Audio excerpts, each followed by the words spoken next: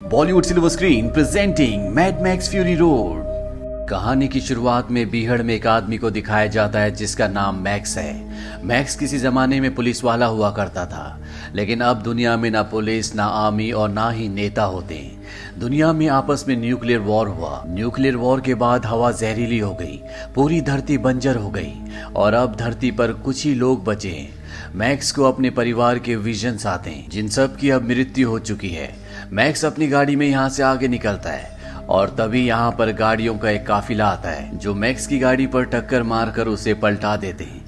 इसके बाद मैक्स को बंदी बना लिया जाता है। ये लोग मैक्स को अपने साथ ले जाते हैं। उसकी पीठ पर टैटू बनाया जाता है जिस पर लिखा जाता है O नेगेटिव, जो कि मैक्स का ब्लड ग्रुप है। वो एक यूनिवर्सल डोनर है। दरअसल इन लोगों ने मैक्स को अपना गुलाम बना लिया है और इससे पहले कि ये अपनी गुलामी की मोहर उसे लगाते, मैक्स इनके चुंगल से भाग जाता है। पर ये लोग किसी तरह से मैक्स को एक बार फिर से पकड़ लेते हैं। ये जितने भी लोग हैं सब के सब इमॉर्टन जो के लिए काम करते हैं। इमॉर्टन जो यहाँ पर सबसे ताकतवर इंसान है।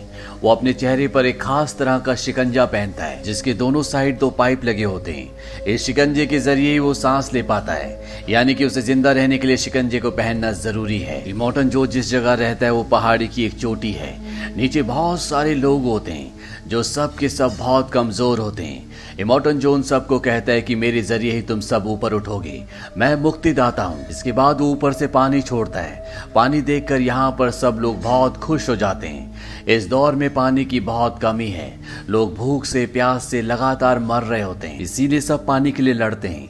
यहीं पर एक लड़की को दिखाया जाता है जिसका नाम फ्यूरियोसा होता है और ये भी इमॉर्टन जो के लिए काम करती है। इमॉर्टन जो ने इसे अपने कुछ लोगों के साथ फ्यूल स्टेशन से फ्यूल लेने के लिए भेजा होता है, पर इससे पहले कि ये फ्यूल स्टेशन पहुंचती, ये अपनी गाड़ी पूरब की तरफ मोड़ लेती है। उसका एक आदमी पूछता भी है कि हमें सीधा जाना था, लेकिन फ्यूरियोसा कहती है कि हम पूरब की तरफ जाएंगे।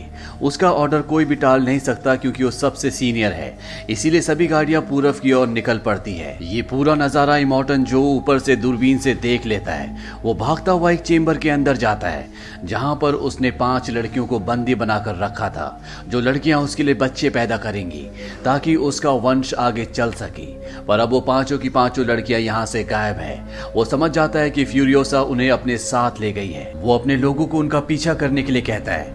इमोटेंट की आर्मी ये सुनकर बहुत खुश हो जाती है क्योंकि वो इमोटेंट के लिए अपनी जान तक देने के लिए तैयार है। इमोटेंट जो की आर्मी का नाम वॉर बॉयज है। न्यूक्लियर रेडिएशन की वजह से ये एक बीमारी से ग्रस्त हैं, जिस वजह से इन सब को खून की जरूरत होती है और इसीलिए इन्होंने मैक्स को बंदी बनाया होता है। यहाँ पर एक वॉर बॉय को दिखाया जाता है जो बहुत कमजोर होता है, लेकिन वो फ्यूरियोसा को किसी भी तरह से पकड़ना चाहता है, इसीलिए वो अपनी गाड़ी के आगे मैक्स को बांध देता है। मैक्स के शरीर से एक पाइप निकल रहा होता है जिससे खून उस वॉर सोल्जर की बॉडी में जा रहा होता है ताकि उसको एनर्जी मिलती रहे और वो जंग में शामिल होकर इमॉर्टन जो के लिए अपनी जान देकर शहीद हो सके।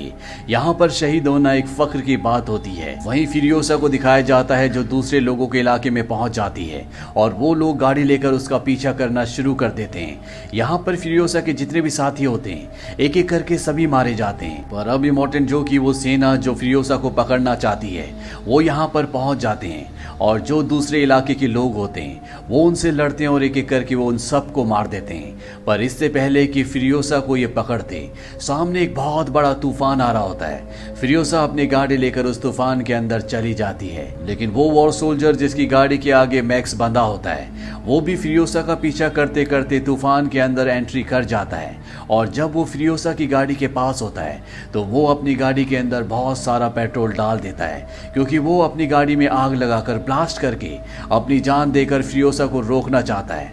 पर इससे पहले कि वो ब्लास्ट करता, मैक्स उसका हाथ पकड़ लेता है और अगले पल उसकी गाड़ी फ्यूरियोसा की बड़ी गाड़ी से टकराती है।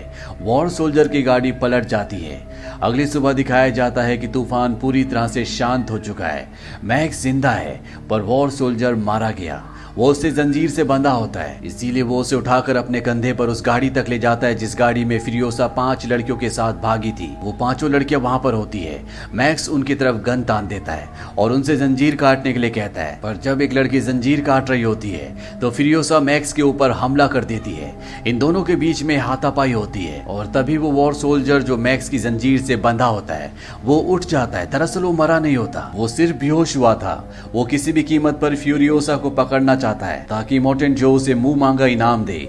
मैक्स और वॉर सोल्जर दोनों मिलकर फ्यूरियोसा को पूरी तरह से अपने कब्जे में ले लेते हैं। वॉर सोल्जर ये देखकर खुश हो जाता है। वो मैक्स की जंजीर काट देता है, लेकिन मैक्स उसे पंच मारकर गाड़ी लेकर यहाँ से निकल जाता है।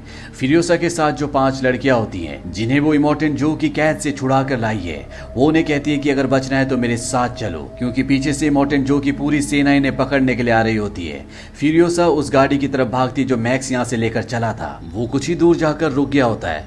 फ्यूरियोसा वहां पहुंच जाती है। मैक्स से कहती है कि मैंने इसमें एक सीक्वेंस सेट किया है, ये मेरे बिना नहीं चल सकता, इसीलिए मैक्स को इन सब को अपने साथ गाड़ी में यहाँ से लेकर जाना पड़ता है। ये सब के सब आगे बढ़ते हुए पहाड़ी चट्टानों के पास पहुंच जाते हैं। यहाँ पर एक गैंग होता है, ये इलाका उनका है। फ्यूरियोसा कहती है कि मैंने इनसे डील की थी, ये हमें यहाँ से जाने दें, मुझे नहीं पता कि ये हमें जाने देंगे कि नहीं। वो 5 लड़कियों को और मैक्स को गाड़ी के अंदर छुपने के लिए कहती है और इसके बाद वो उनके इलाके में एंटर कर जाती है। यहाँ पर इन लोगों का जो सरदार होता है वो कहता है तुमने कहा था कि कुछ ही लोग तुम्हारा पीछा करेंगे, लेकिन यहाँ पर 3 जंगी पार्टियां तुम्हारा पीछा कर रही है। फ्यूरियोसा ने यहाँ से गुजरने के बदले इन्हें तेल देने का वादा किया था, जो इनकी गाड़ी के पीछे एक गोल से टैंकर में होता है। पर इससे पहले कि वो उस टैंकर को अलग करती, फ्यूरियोसा देखती है कि पीछे से इमोर्टेंट जो अपने लोगों के साथ इन तक पहुंचने वाला होता है। इसीलिए मैक्स गाड़ी स्टार्ट करता है और यहाँ से निकाल लेता है। फ्यूरियोसा गाड़ी में किसी तरह से बैठ जाती है। जिन लोगों का ये इलाका है वो सामने की एक चट्टान को ब्लास्ट कर देते हैं, जिससे अंदर आने का रास्ता पूरी तरह से बंद हो जाता है। इमोर्टेंट जो और उसकी आर्मी, जिसका नाम वॉर बॉयज है, वो सब बाहर ही रुक जाते हैं। अब ये जिन लोगों का इलाका होता है ये सब के सब एक्सपर्ट बाइकर्स होते हैं। ये अपनी बाइक्स पर मैक्स का और फ्यूरियोसा का पीछा करना शुरू करते हैं, पर मैक्स और फ्यूरियोसा एक एक करके यहाँ पर इन सभी बाइकर्स को मार देते हैं।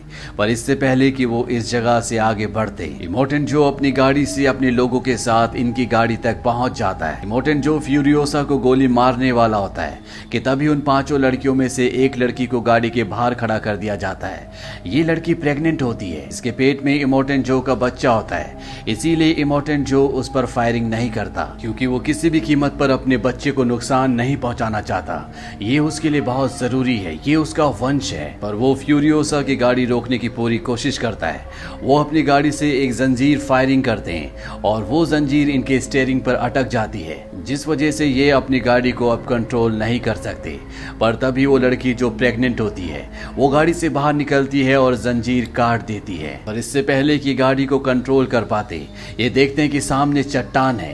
ये किसी तरह से अपनी गाड़ी को मोड़ते हैं, पर इनकी गाड़ी का दरवाजा उससे टकरा जाता है। वो लड़की जिसने जंजीर काटी थी वो अभी भी गाड़ी के बाहर होती है, और जब वो गाड़ी के अंदर आने की कोशिश करती है तो उसका पैर फिसल जाता है और वो दरवाजे पर लटक जाती है। दरवाजा टूट जाता है और उस जमीन पर गिर जाती है। पीछे से इमोर्टेंट जो आ रहा होता है वो उसे बचाने के लिए अपनी गाड़ी को लेफ्ट साइड टर्न करता है, जिससे उसकी गाड़ी पलट जाती है। इमोर्टेंट जो अपनी गाड़ी से बाहर निकलता है और वो देखता है कि उसकी स्लेव, जिसके पेट में उसका बच्चा है, वो बुरी तरह से जख्मी है, वो अपनी जिंदगी की आखिरी सांसें ले रही है। ये देखकर इमोर्टेंट जो दर्द से कर्रा उठता है। वही मैक्स और फ्यूरियोसा लगातार आगे बढ़ रहे होते हैं। इनकी गाड़ी में इमोर्टेंट जो का वो आदमी भी छुपा हुआ होता है, जिसका नाम नक्स है, जिसने कहानी की शुरुआत में मैक्स को अपनी गाड़ी के आगे बांधा था और उसके शरीर से खून निकालकर अपने शरीर में डाल रहा था। नक्स यहाँ पर बहुत परेशान होता है। वो कहता है कि मुझे मौका मिला था, मैं तुम लोगों को पकड़कर इमोर्टेंट जो को खुश कर सकता था, अपने साथियों के साथ जन्नत जा सकता था, पर मैंने अपने सारे मौके खो दिए। अब गाड़ी में जो 4 लड़कियां होती हैं, इन्हीं में से एक लड़की उसे समझाती है। वो कहती कि शायद तुम्हारा भाग्य कुछ और है। वो प्यार से उसके होंठों पर हाथ लगाती है।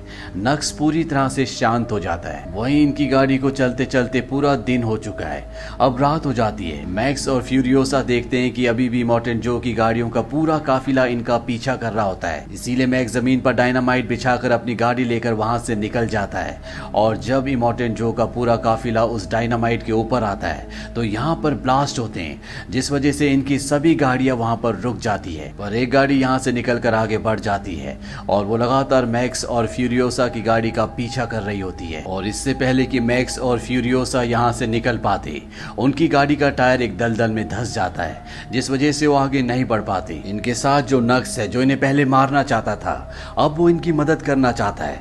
वो कहता है कि सामने एक सूखा हुआ पेड़ है, हमें गाड़ी की केबल को उस पर बांधना चाहिए ताकि हम अपनी गाड़ी को दलदल से निकाल सकें। और अब ये गाड़ी की केबल को उस सूखे हुए पेड़ पर बांध देते हैं। तभी वो गाड़ी जो इनका पीछा कर रही होती है वो इन तक पहुंच जाती है। वो लगातार इन पर गोलियां चलाती है और इससे पहले कि वो इन सबको मार देते इनकी गाड़ी दलदल से निकल जाती है। ये गाड़ी लेकर थोड़ा सा आगे बढ़ जाते हैं। मैक्स एक ऑयल का डिब्बा लेकर उस गाड़ी की तरफ बढ़ जाता है जो इनका पीछा कर रही है, क्योंकि इनके पास हथियार नहीं है। और कुछ ही पलों के बाद फ्यूरियोसा देखती है कि एक ब्लास्ट होता है। उसे लगता है कि मैक्स मारा गया, पर मैक्स जिंदा होता है। मैक्स ने उनकी गाड़ी को ब्लास्ट कर दिया होता है, साथ ही वो उनके सभी हथियार भी ले आता है। इसके बाद एक बार फिर से यहाँ से आगे बढ़ते हैं। पूरी रात गाड़ी चलाने के बाद सुबह जब ये रेगिस्तान से आगे बढ़ रहे होते हैं तो फ्यूरियोसा को एक टावर दिखता है। वो बताती है कि बचपन में मैं जिस जगह रहती थी वहां भी ऐसा ही टावर था। ये उस टावर के पास पहुंच जाते हैं। फ्यूरियोसा वहां पहुंचने के बाद अपना नाम बताती है, अपने कबीले का नाम बताती है, साथ ही वो अपनी मॉम का नाम भी बताती है। और अगले पल इनके पास बहुत सारे बाइकर्स आते हैं। ये सब की सब फीमेल्स होते हैं। फ्यूरियोसा यहाँ पर अपनी मॉम से भी मिलती है। ये सब फ्यूरियोसा को पहचान लेते हैं। फ्यूरियोसा बताती है कि मेरे साथ जो ये 4 लड़कियां हैं मैं इन्हें ग्रीन प्लेस ले जाना चाहती हूँ। और तभी एक बूढ़ी औरत उसे बताती है कि जिस तरफ से तुम आ रहे हो वही ग्रीन प्लेस था जो पहले रहने लायक था, पर अब वहां रहा नहीं जा सकता। फ्यूरियोसा को सुनकर बहुत दुख होता है। इसके बाद ये सब के सब प्लान बनाते हैं कि ये सूखे हुए समंदर के उस पार जाएंगे ताकि अपने लिए नया घर ढूंढ सके। पर मैक्स इनके साथ नहीं जाता, वो अपनी राह खुद चुनना चाहता है। जब सब के सब चले जाते हैं तभी मैक्स को एक छोटी लड़की के विजन्स आते हैं। वो कहती है कि तुमने वादा किया था कि तुम मुझे बचाओगे, पर तुम मुझे बचा नहीं सके। मैक्स अपने पास्ट में इस लड़की की जान नहीं बचा पाया था। इस विजन के बाद मैक्स अपनी बाइक से फ्यूरियोसा के पास पहुंचता है। वो उसे कहता है कि जिस तरफ तुम जा रहे हो वहां पर नमक के अलावा कुछ भी नहीं है। हमें वापस इमोर्टेंट जो के किले पर जाना चाहिए। वहां पर पानी भी है और हरियाली भी। एक बार अगर हमने उसे अपने कब्जे में ले लिया तो सब कुछ ठीक हो जाएगा। मैक्स की बात से सब सहमत होते हैं और एक बार फिर से ये उसी गाड़ी से जिस गाड़ी में तेल का टैंकर होता है इमोर्टेंट जो के किले की तरफ जाना शुरू करते हैं। रास्ते में इमोर्टेंट जो और उसके आदमी इनकी गाड़ी को देख लेते हैं। इमोर्टेंट जो समझ जाता है कि ये किले की तरफ जा रहे हैं, क्योंकि किले पर सैनिक नहीं है इसीलिए किले पर कब्जा करना चाहते हैं। इमोर्टेंट जो अपने आदमियों के साथ इनका पीछा करना शुरू कर देता है। मैक्स और फ्यूरियोसा इनके कई लोगों को मार देते हैं, पर इमोर्टेंट जो उन 4 लड़कियों में से एक लड़की को पकड़ लेता है। पर फ्यूरियोसा किसी तरह से इमोर्टेंट जो की गाड़ी तक पहुंच जाती है और वो उसके मास्क को खींच कर निकाल देती है, जिससे उसकी मृत्यु हो जाती है। पर अब भी उसके बहुत सारे वॉर बॉयज होते जो इन सबको मारना चाहते हैं। नक्श जो गाड़ी चला रहा होता है उसमें तेल का टैंकर होता है। वो उस गाड़ी को इनसे टकराता है जिससे एक बहुत बड़ा ब्लास्ट होता है और ये सब के सब मारे जाते हैं। वहीं फ्यूरियोसा बहुत कमजोर हो जाती है। मैक्स समझ जाता है कि उसे ब्लड की जरूरत है, इसीलिए उसकी बॉडी में अपना ब्लड ट्रांसफर करता है जिससे वो नॉर्मल हो जाती है। और अब ये इमोर्टेंट जो के किले तक पहुंच जाते हैं। वहां पर सैनिक भी होते हैं, पर जब ये इमोर्टेंट जो की डेड बॉडी दिखाते हैं तो वहां पर जितने भी लोग होते हैं वो सब के सब बहुत खुश हो जाते हैं और ये नारा लगाते हैं कि इन सबको ऊपर आने दो। इमोर्टेंट जो मारा गया है इसलिए यहाँ पर पानी भी खोल दिया जाता है। पानी देखकर सभी लोग झूम उठते हैं। वहीं किले के अंदर जितने भी वॉर बॉयज होते हैं वो फ्यूरियोसा और इमोर्टेंट जो की चारों पत्नियों का स्वागत करते हैं, यानी कि अब इस किले पर इन सब का अधिकार है। जहाँ पर जमीन से पानी निकालने के लिए बड़ी बड़ी मशीन्स है, यहाँ पर हरियाली भी है, इसीलिए कभी भी किसी को पानी की कमी नहीं होगी। और जब ये ऊपर जा रहे होते हैं तो फ्यूरियोसा मैक्स को देखती है जो भीड़ में होता है। मैक्स भी उसे देखता है और इसके बाद वो वहां से निकल जाता है। उसने जिस काम की जिम्मेदारी ली थी वो काम वो पूरा कर चुका है। और इसी के साथ ये कहानी यहीं पर खत्म हो जाती है।